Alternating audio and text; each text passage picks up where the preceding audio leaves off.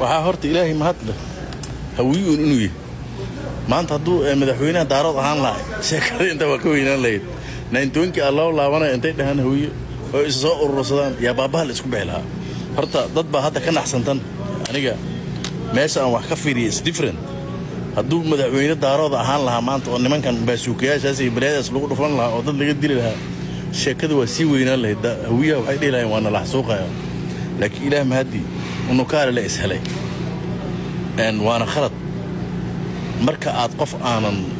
waxba aqoon aad meeshan keentaan graduation loo keenasan way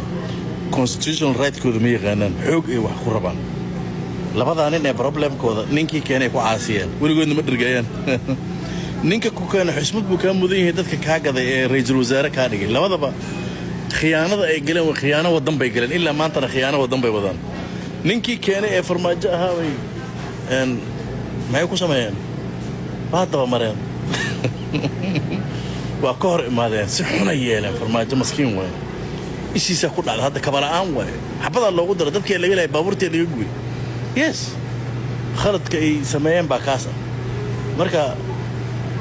dadka abaal buu leeyahay qofkii shaqo ku siiyay abaal buu leeyahay lama xumeeyo as a human being abaalkaas qofka lagu xushmadeeyaa qofkan abaal buu leeyahay karaam buu leeyahay haddii aad la shaqayn weyday adoon xumaynan iskaga tag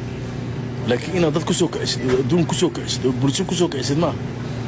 labadaani hadda irsaaqad bay raadeen weliba irsaaqad may laayeen kii keenay ba xumeeyaan ayagoo aan la garanaynin kii keenay dadka ka gaday xumeeyaan weligii saas ahaanaysaan